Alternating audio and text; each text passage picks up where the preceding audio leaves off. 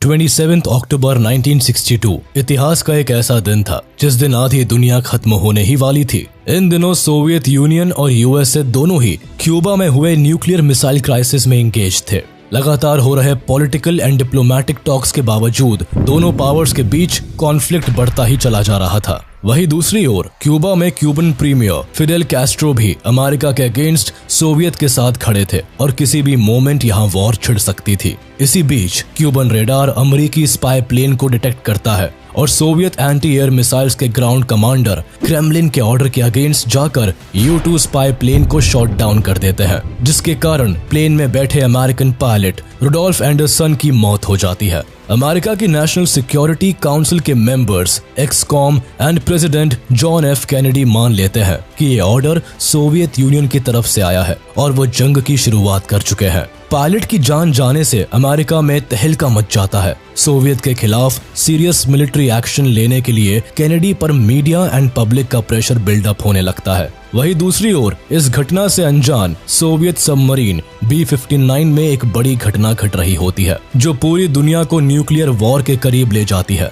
ये ऐसा वक्त था जब इस सबमरीन के कमांडर को बस एक बटन दबाना था और बस कुछ ही क्षण में दुनिया थर्ड वर्ल्ड वॉर में एंटर कर जाती। लेकिन इसके पहले कि ये सब होता, सोवियत सबमरीन के एक कमांडर वासिली आर्किपोव ने इसे रोक दिया।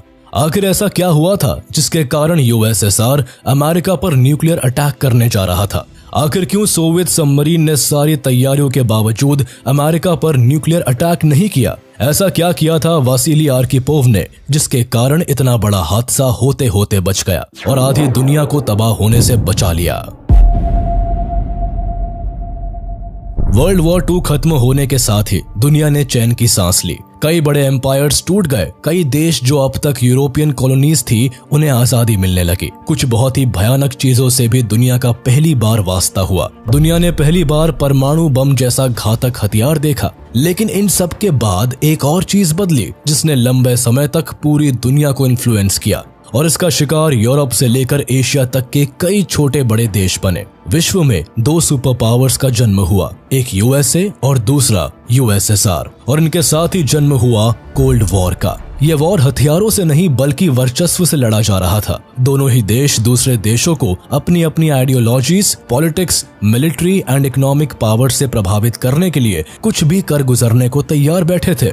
पूरी दुनिया हिरोशिमा एंड नागासाकी में न्यूक्लियर अटैक के खतरनाक साइड इफेक्ट और अमेरिका की पावर को देख चुका था। अमेरिकन पावर को चैलेंज करने वाला सिर्फ सोवियत यूनियन ही था। वर्ल्ड वॉर 2 के बाद सोवियत यूनियन दुनिया की दूसरी कंट्री थी जिसने अगस्त 1949 को एटॉमिक बॉम्ब बना लिया था। इन्होंने कई पावरफुल न्यूक्लियर वेपन्स टेस्टिंग करके अमेरिका को बता दिया था कि हम जापान नहीं है जिसको आप बर्बाद कर दोगे और हम चुप करके बैठ जाएंगे। ये वो दौर था जब अमेरिका और सोवियत यूनियन के बीच कोल्ड वॉर अपने पीक पर था। दोनों ही कंट्रीज हर वक्त एक दूसरे के खिलाफ अपने न्यूक्लियर वेपन को तैनात रखते थे, फिर चाहे हमला जमीन से करना हो, हवा से करना हो या समंदर से। दोनों ही सुपर पावर्स को ये बात अच्छी तरह से पता थी कि अगर किसी एक ने भी न्यूक्लियर अटैक की पहल की तो दूसरा भी न्यूक्लियर अटैक से ही जवाब देगा और इसके नतीजे में होने वाली तबाही हिरोशिमा एंड नागासाकी से हजारों गुना भयानक होगी। इन दोनों सुपर पावर्स ने पूरी दुनिया को 2 गुटों में बांट दिया था। एक तरफ अमेरिका ने कैपिटलिज्म को बढ़ावा देना शुरू कर दिया तो वही सोवियत यूनियन ने कम्युनिज्म को तेजी से आगे बढ़ाना शुरू कर दिया। इन 2 आइडियोलॉजीज को फॉलो करने वाले लोग इवेंचुअली एक दूसरे के दुश्मन बन गए। पूरी दुनिया पर यूएसए और यूएसएसआर का बोलबाला बढ़ने लगा। ऐसी सिचुएशन में अमेरिका और सोवियत यूनियन भी एक दूसरे के ऊपर अपना वर्चस्व स्थापित करने की कोशिश करने लगे। अपने इसी वर्चस्व को आगे बढ़ाते हुए और सोवियत यूनियन को अपनी ताकत के नीचे दबाने के लिए अमेरिका इटली और टर्की में जुपिटर न्यूक्लियर मिसाइल्स को इंस्टॉल कर देता है। ये दोनों ही कंट्री नेटो के मेंबर थे और सोवियत यूनियन के बॉर्डर से बहुत करीब भी थे। इस न्यूक्लियर मिसाइल डिप्लॉयमेंट के कारण अमेरिका की पोजीशन काफी स्ट्रांग हो जाती है क्योंकि यहाँ से सोवियत यूनियन के वेस्टर्न पार्ट को अटैक करना आसान हो गया था। इसके जवाब में Nikita Khrushchev American nuclear missiles deployments को मैच करने और पावर सुपीरियोरिटी में यूएसएसआर को ऊपर रखने की बड़ी बड़ी बातें करते हैं। लेकिन उनका ये सपना 1959 में तब सच होता है जब अमेरिका से 90 मील्स दूर क्यूबा में communist revolutionary Fidel Castro power में आ जाते हैं। अपने ही पड़ोस में कम्युनिस्ट सरकार के बनने से अमेरिका को एक बड़ा झटका लगता है। दरअसल एक लंबे वक्त तक क्यूबा अमेरिका के हाथों की कठपुतली बना हुआ था, जहां कैपिटलिज्म का बोलबाला था, लेकिन जल्दी ही यहां की सूरत बदलने वाली थी। क्यूबा के डिक्टेटर फुलजेंसियो बटिस्टा को हटाकर 1959 में क्यूबा को अपना एक नया लीडर फिडेल कैस्ट्रो मिलता है, जो आगे चलकर राष्ट्रपति पद की कमान को संभालता है और नई सरकार बनाता है। फिडेल कैपिटलिज्म का पुरजोर विरोध करता है। इन्हें लगता है कि क्लासलेस सोसाइटी ही दुनिया में रहने के काबिल होती है। इनका कम्युनिज्म को लेकर झुकाव बहुत ज्यादा रहता है और इन्हें पूरा यकीन होता है कि कम्युनिज्म ही क्यूबा का फेट बदल सकता है। अपने यही सपने लिए फिडेल कैस्ट्रो क्यूबा में कम्युनिस्ट सरकार बनाते हैं और क्यूबा के ऊपर अमेरिकन इन्फ्लुएंस को कम करने की कोशिश में लग जाते हैं। क्यूबा में अमेरिकन प्रॉपर्टी सीज होने लगती है। फैक्ट्रीज, शुगर मिल से लेकर इंडस्ट्रीज, माइंस, सब कुछ नेशनलाइज होकर क्यूबन गवर्नमेंट के अंडर आ जाती है। अमेरिका का साथ छोड़कर फिडेल कैस्ट्रो सोवियत यूनियन का दामन थाम लेते हैं। एक ही विचारधारा को मानने वाले ये दोनों देश पक्के साथी बन जाते हैं। अब तक जो क्यूबा अमेरिका के लिए हॉलिडे डेस्टिनेशन से ज्यादा कुछ नहीं था और जिसकी इकोनॉमी की कमान अमेरिका के हाथ में थी, अब वही क्यूबा अमेरिका के हाथ से छूटता चला जाता है। क्यूबा का बदला हुआ ये रूप अमेरिका को जरा भी रास नहीं आता है। बटिस्टा की गवर्नमेंट में अमेरिका का काफी बोलबाला था। यहाँ की कठपुतली सरकार अमेरिका के इशारों पर चलती थी, लेकिन अब क्यूबा के हाथ से निकल जाने से अमेरिका ऑलरेडी काफी पिस्ड ऑफ हो जाता है। ऊपर से क्यूबा की सोवियत यूनियन से बढ़ती नजदीकियां यूएसए को और अधिक सताने लगती हैं। इसके बाद 1960 में अमेरिकी president Dwight D Eisenhower Cuban सरकार को उखाड़ फेंकने के लिए क्यूबन रेफ्यूजीज को CIA के अंडर ट्रेन करने के प्लान को भी अप्रूवल दे देते हैं। साथ ही वह क्यूबा के ऊपर एम्बार्गो लगाकर कई बंदिशें थोप देते हैं और यूएस में सभी क्यूबन ओन्ड एसेट्स को फ्रीज कर लिया जाता है। 1961 आते आते यूएस क्यूबा से अपनी एम्बेसी को क्लोज कर देता है। क्यूबन गवर्नमेंट से डिप्लोमेटिक रिलेशंस कट ऑफ कर लेता है और फिडेल कैस्ट्रो की गवर्नमेंट को रिकॉग्नाइज करने से मना कर देता है। इन सब के बावजूद फिडेल कैपिटलिज्म के खिलाफ अपनी लड़ाई जारी रखता है और अमेरिका के सामने नहीं झुकता। अब अमेरिका फिडेल कैस्ट्रो से इतना चिढ़ जाता है कि CIA फिडेल को मारने के लिए कई असैसिनेशन अटेम्प्ट करता है। इन सब से भी जब अमेरिका का काम नहीं बनता तो 1961 में वो बे ऑफ पिग्स अटैक के लिए तैयार हो जाते हैं।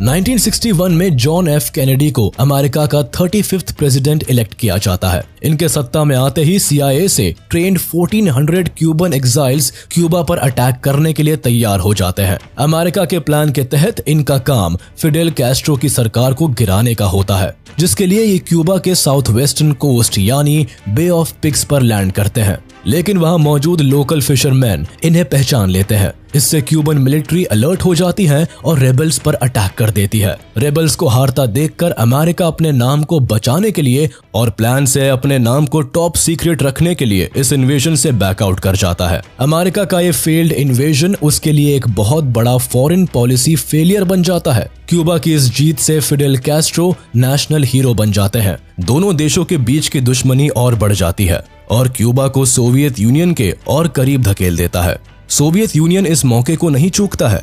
क्यूबा ऑलरेडी कम्युनिज्म को सपोर्ट करता था, तो ऐसे में USSR ने तुरंत ही क्यूबा की तरफ मदद का हाथ बढ़ा दिया।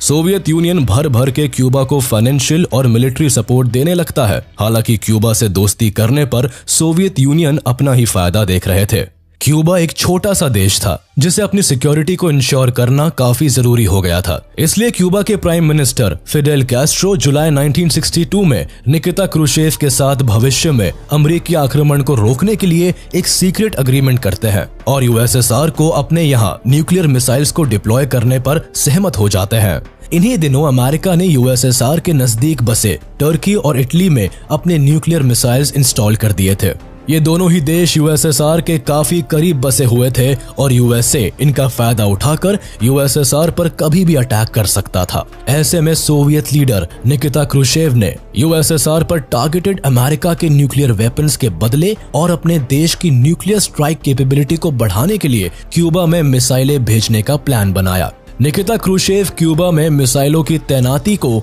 अमेरिका के साथ एक लेवल प्लेइंग फील्ड के तौर पर देखते हैं। क्यूबा के ऊपर अमेरिका ऑलरेडी 1961 में failed Bay of Pigs invasion कर चुका था, इसीलिए कैस्ट्रो क्रुश्चेव के इस मिसाइल डिप्लॉयमेंट को अमेरिका की फर्दर एग्रेशन को रोकने के रूप में देखता है। इसका नतीजा ये होता है कि 1962 में सोवियत यूनियन अपनी एलाइड कंट्री क्यूबा की सुरक्षा के लिए क्यूबा में न्यूक्लियर मिसाइल्स को तैनात कर देता है।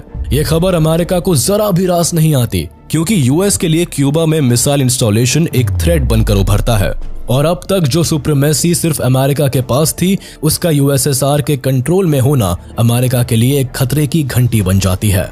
क्यूबा में सोवियत न्यूक्लियर मिसाइल के डिप्लॉयमेंट को कंफर्म करने के लिए 14 अक्टूबर 1962 को एक अमेरिकी U-2 स्पाई प्लेन क्यूबा के ऊपर से गुजरते हुए Soviet SS-4 medium range ballistic missile को असेंबल करता फोटो खींचता है। 16 अक्टूबर 1962 को अमेरिकन प्रेसिडेंट केनेडी अपने एडवाइजर्स एंड ऑफिशियल्स को बुलाते हैं और एक एग्जीक्यूटिव कमेटी को फॉर्म करते हैं, जिसे एक्सकॉम के नाम से जाना जाता है, जिसका काम केनेडी को क्यूबन मिसाइल क्राइसिस पर एडवाइस देना था। केनेडी और एक्सकॉम ये डिटरमाइन करते हैं कि क्यूबा में सोवियत मिसाइलों की उपस्थिति अनएक्सेप्टेबल है और यही से क्यूबन मिसाइल क्राइसिस की शुरुआत हो जाती है।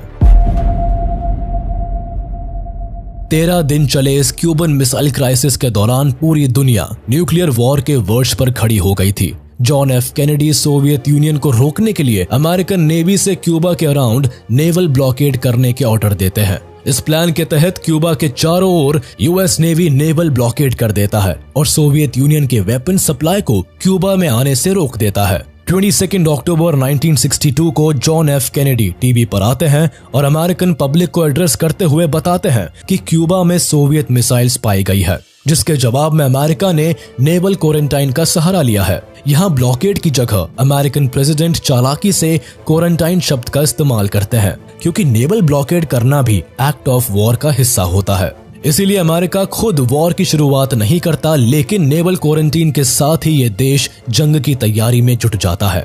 अमेरिका की पूरी मिलिट्री को वॉर के लिए रेडी रहने के ऑर्डर्स मिल जाते हैं। अमेरिका के joint chief of staff DEFCON 3 alert घोषित कर देता है। इसके तहत मिलिट्री को 5 लेवल पर वॉर के लिए तैयार रहने के ऑर्डर्स मिलते हैं, जिसमें लेवल 1 का मतलब मैक्सिमम लेवल ऑफ अलर्टनेस समझा जाता है, जिसे 23 अक्टूबर 1962 को स्ट्रेटेजिक एयर कमांड और एयर डिफेंस कमांडर्स मिलकर डेफकॉन 2 कर देते हैं। अब दुनिया की नजरें अमेरिका पर होती है, क्योंकि डेफकॉन 2 से जाहिर हो जाता है कि अमेरिका वॉर करना चाहता है और वह सोवियत यूनियन पर मिसाइल अटैक की तैयारी कर रहा है। 24 अक्टूबर 1962 को सोवियत के लीडर निकिता क्रुश्चेव अमेरिका के एक्शंस पर रिएक्ट करते हुए ये साफ कर देते हैं कि इस तरह का नेवल ब्लॉकेड करना एक्ट ऑफ अग्रेशन है और इससे सोवियत यूनियन अपनी नेवल शिप विड्रॉ नहीं करने वाला। शिप अपनी तय डायरेक्शन में आगे बढ़ती रहेंगी और होता भी ऐसा ही है। जैसे जैसे Soviet naval ships Caribbean sea में यूएस नेवी शिप्स के करीब पहुंचती है, दुनिया की सांसें थम जाती है। लोग ये मान लेते हैं कि किसी भी वक्त वर्ल्ड वॉर 3 छिड़ सकती है। 25 अक्टूबर 1962 को CIA को पता चलता है कि क्यूबा में सोवियत यूनियन की न्यूक्लियर मिसाइल्स अब ऑपरेशनल हो चुकी है। गुस्से में John F Kennedy national security action memorandum 199 को इशू करते हैं, जिससे अमेरिकन न्यूक्लियर हथियारों को लोड कर स्ट्राइक के लिए तैयार कर दिया जाता है। 26 अक्टूबर 1962 को अमेरिका डिसाइड कर लेता है कि वह क्यूबा को इन्वेड करेगा। अमेरिकन प्रेसिडेंट ऑर्डर देते हैं कि क्रैश प्रोग्राम की तैयारी की जाए। हालांकि इस दौरान हर दिन जॉन एफ कैनेडी और निकिता क्रुश्चेव बातचीत में लगे रहते हैं। जंग की गर्मा गर्मी के बीच वहां मिलिट्री वॉर के लिए तैयार होती है। वही निकिता क्रुश्चेव और जॉन एफ कैनेडी के बीच डिप्लोमेटिक टॉक्स भी जारी रहती है। निकिता यूएस प्रेसिडेंट को लेटर भेजते हैं और उनके सामने ये ऑफर रखते हैं कि अमेरिका क्यूबन वाटर्स से नेवल ब्लॉकेड हटा दे और प्रॉमिस करे कि वो कभी भी क्यूबा को इन्वेड नहीं करेगा। तो सोवियत यूनियन क्यूबा से न्यूक्लियर मिसाइल्स हटा लेगा। साथ ही फिडेल कैस्ट्रो भी क्यूबा में किसी भी तरह का ऑफेंसिव वेपन नहीं रखेंगे। इसके साथ ये भी डिमांड की जाती है कि अमेरिका को सोवियत यूनियन के पड़ोसी देश टर्की और इटली से अपनी न्यूक्लियर मिसाइल्स हटानी होगी।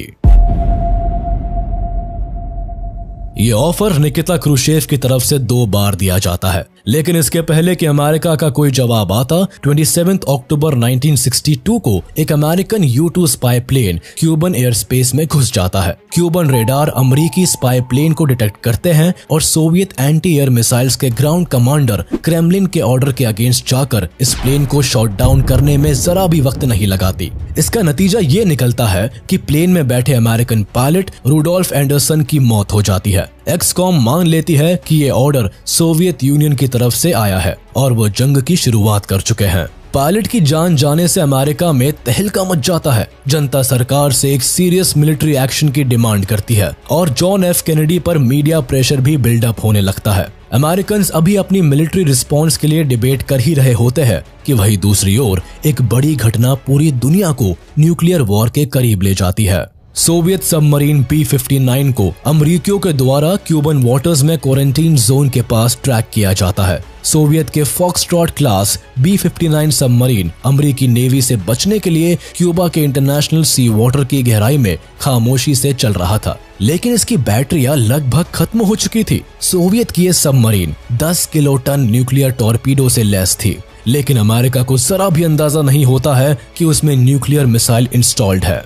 बैटरीज को रिचार्ज करने के लिए सबमरीन के क्रू सबमरीन को सरफेस के ऊपर लाते हैं। सबमरीन के सरफेस पर आते ही 2 अमेरिकन डिस्ट्रॉयर्स उनकी तरफ आते हुए दिखाई देते हैं। ये देखकर सबमरीन के कैप्टन एक इमरजेंसी क्रैश डाइव के लिए कहते हैं और ठीक 1 मिनट बाद पनडुब्बी समुद्र की गहराई में चली जाती है। सबमरीन को सबमर्ज होता देख अमेरिकन डिस्ट्रॉयर्स उन पर डेप्थ चार्जेस से हमला करना शुरू कर देते हैं। इस तरह के लो इंटेंसिटी के एक्सप्लोसिव चार्जेस का उपयोग पनडुब्बी को सिग्नल देने के लिए किया जाता है ताकि वो सरफेस पर आ जाए। यहाँ पर भी अमेरिकन नेवी का एम सबमरीन को डिस्ट्रॉय करना नहीं था, बल्कि इसे सरफेस पर आने के लिए सिग्नल देना था। हालांकि सोवियत क्रू को यह नहीं पता था कि अमेरिकन नेवी डेप्थ चार्जेस से हमला कर रहा है। मामला बद से बदतर तब बन जाता है जब शिप पर हमला होते समय सबमरीन का मॉस्को के साथ रेडियो कम्युनिकेशन टूट जाता है और कैप्टन वैलेंटिन सावित्स्की अज्यूम कर लेते हैं कि दोनों देशों के बीच वॉर स्टार्ट हो चुकी है।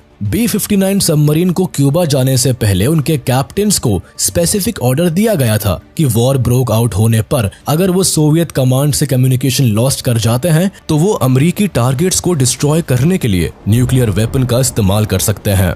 लेकिन ऐसा तभी किया जाना चाहिए जब सबमरीन के ऑल 3 कमांडिंग ऑफिसर्स इस बात पर सहमत हो कि न्यूक्लियर वेपन को इस्तेमाल करने की जरूरत है। अमेरिकन नेवी उसकी पनडुब्बी के चारों ओर डेप्थ चार्जेस से हमला कर रहे थे। वैलेंटिन सावित्स्की को अमेरिकन नेवी के हमले से ऐसा लग रहा था जैसे अमरीकियों को B-59 के बारे में पहले से ही पता है, लेकिन वो उनको ठीक ठीक पता नहीं लगा पा रहे हैं। खुद को और अपने क्रू को अधिक समय देने के लिए सावित्स्की ने पनडुब्बी को और भी अधिक गहराई तक गोता लगाने का आदेश दिया। अब B-59 पानी के भीतर इतने डीप में थी कि वो मॉस्को के साथ रेडियो कम्युनिकेशन भी नहीं कर सकते थे। एयर कंडीशनिंग खराब हो जाने के कारण सबमरीन का टेम्परेचर 100 डिग्री से ऊपर चला गया था। क्रू मेंबर्स लगातार इंटेंस हीट और थकावट से बेहोश हो रहे थे। पनडुब्बी के भीतर कार्बन डाइऑक्साइड बढ़ता जा रहा था। ऐसी स्थिति में सावित्स्की ने अपना मन बना लिया था कि अब उन्हें अमेरिका के खिलाफ न्यूक्लियर टॉर्पीडो को लॉन्च कर देना चाहिए। सावित्स्की श्योर नहीं थे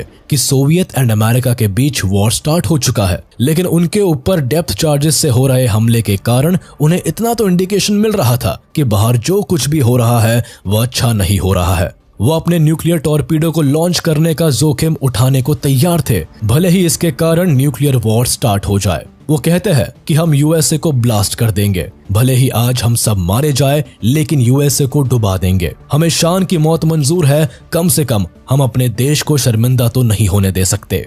लेकिन वॉरहेड को एक्टिव एंड फायर करने से पहले उन्हें अभी भी अन्य 2 officers, political officer Ivan Semenovich Maslennikov और commander of the submarine Vasili Arkhipov की सहमति की आवश्यकता थी। इवान सेमेनोविच मैस्लेनिकोव ने न्यूक्लियर टॉर्पीडो को लॉन्च करने की परमिशन दे दी थी, लेकिन उसी सबमरीन के कैप्टन वासिली आर्किपोव, जो मात्र 36 साल का ऑफिसर था, उसने अपना कंसेंट नहीं दिया। उन्होंने अपने कैप्टन को कहा कि जरूरी नहीं कि यह बॉम्बिंग वॉर की वजह से हो रही हो, ऐसा भी हो सकता है कि इस बॉम्बिंग का कारण कुछ और हो। ऐसा भी हो सकता है कि अमेरिकन नेवी हमें सरफेस पर आने के लिए सिग्नल देने की कोशिश कर रहे हो, क्योंकि इस सबमरीन का बाहरी दुनिया से कम्युनिकेशन कट ऑफ हो गया है। तो ऐसी स्थिति में बाकी के कैप्टन ने इनकी बात मानकर न्यूक्लियर अटैक नहीं किया। कैप्टन वासिली आर्किपोव के इस कूल हेडेड डिसीजन की वजह से क्यूबन मिसाइल क्राइसिस की सबसे फेटल मिस्टेक होने से बच गई। वासिली की यही समझदारी एक बड़ी घटना को होने से टाल देती है। इसके बाद B-59 सबमरीन सरफेस पर आई और वापस क्यूबा के रास्ते USSR की तरफ लौट गई।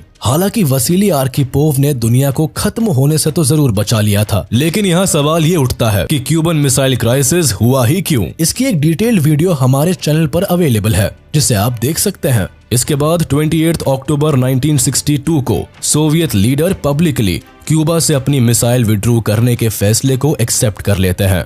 रेडियो मॉस्को पर उनके मैसेज को ब्रॉडकास्ट किया जाता है, जिसमें वो साफ कहते नजर आते हैं कि सोवियत यूनियन ने अमेरिका की डिमांड्स को एक्सेप्ट कर लिया है और इसीलिए अब सोवियत यूनियन क्यूबा से अपनी न्यूक्लियर मिसाइल्स विड्रू करने के लिए रेडी है। इसी के साथ अमेरिका वादा करता है कि अब वह कभी भी क्यूबा पर अटैक नहीं करेगा। साथ ही अमेरिका क्यूबा से नेवल ब्लॉकेड को भी हटा देता है और उसके कुछ दिन बाद सीक्रेटली टर्की और इटली से न्यूक्लियर मिसाइल्स को भी रिमूव कर लेता है। फ्यूचर में इस तरह की न्यूक्लियर वॉर की सिचुएशन पैदा ना हो, इसके लिए भी 1963 में दोनों देश लिमिटेड न्यूक्लियर बैन ट्रीटी पर साइन करते हैं।